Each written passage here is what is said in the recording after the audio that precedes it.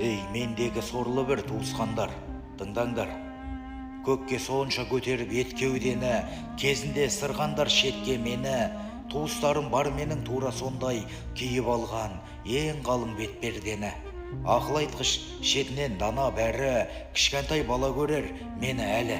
Арт жағы тіміскелеу тағдырымда, бас жағы сұрасқандай жағдай халі. Шынымды айтсам шаршатып жібердіңдер, жек көріп барамын ау одан әрі. Той жиында туыс боп жарасады, қу түлкідей қулығы әрі асады. Тіршілікте бір тірлік бастап жатсам, саған соны мен айттым деп таласады. Қойыңдар, ей, мендегі туысқандар, тор құрғандар, улы тілді шағатын сұр жыландар. Бауыр емес, без бүйрек сендерсіңдер, 70 жыл әкемді де қор қылғандар. Туысымнан жақсылық өтпеді дым, жанымды сетін етіп сөкпеді кім. Өлең жазып өтірік мақтамаймын, шындығым сол, сендерге өкпелімін.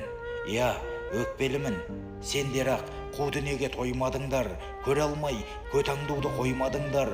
Шаруаларың болмасын өмірімде, өздерің ертең күнді ойланыңдар. Өтірік жанашыған жандай болған, сендердей туыстарға қойғаным бар. Я, қойғаным бар.